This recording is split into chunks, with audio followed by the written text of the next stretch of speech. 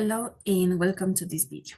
In this opportunity, we will talk about linguistics, specifically in the field of descriptive linguistics, touching on topics um, like related languages, dead and extinct languages, and well, much more. So let's get started.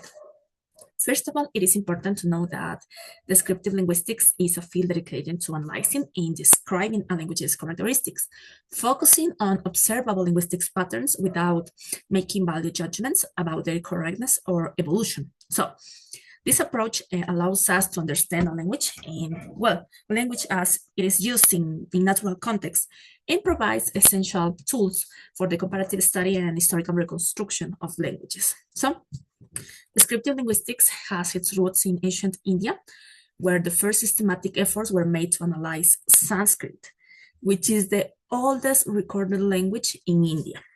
And well, the one that was considered to analyze the rest of the languages, being a key important for the study of languages, specifically for the study of Indo-European languages.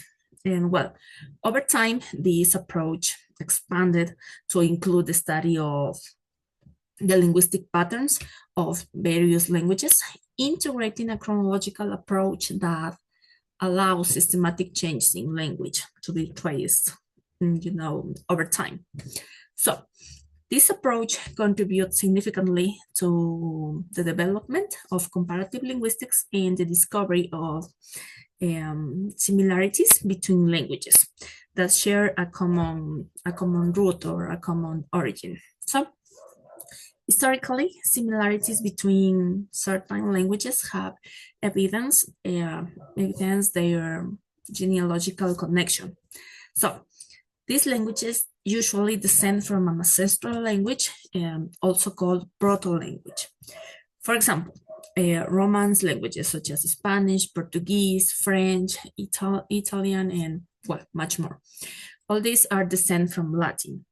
So these languages share similarities in vocabulary, grammar, and syntax. So a clear example is the word mother in English. In Spanish, it is madre. In Portuguese, mae. And in Italian, madre. So, well, similarly, the Germanic languages, which evolved from Proto-Germanic, they share characteristics in phonology and morphology. So this group includes languages such as English, German, Dutch, Afrikaans, and well, Yiddish, and much more. But well, for example, the word water in English and Wasser in German. This evidences their common root. Okay. Well, to represent these genealogical relationships, the language family tree model is used. First proposed by August Schleicher. So this schematic model traces the evolution of languages from a proto-language. A key discovery in this context was the recognition of similarities between Sanskrit, Greek, and Latin, which led to the formulation of the hypothesis of a common ancestral language called Proto-Indo-European. Examples such as pita or pitar in Sanskrit, pater in Latin, and father in English. So all of these words is an example and reflect these links, okay? So this classification of languages genealogically has favored and facilitated linguistics to continue describing, analyzing them, and among others, recording their development. So, well, on the other hand, while many languages have evolved, others have disappeared or are considered extinct. Also, dead languages. Well, an extinct language is one that no longer has living speakers, such as Gothic.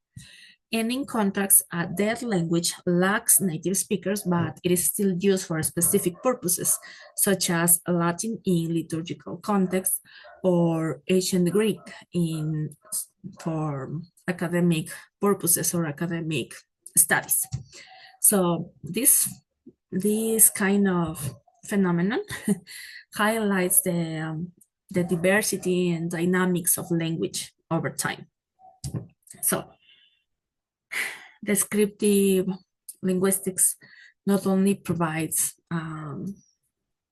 a window into the natural use of language, but is also essential for understanding the evolution and connections between languages. Its, um,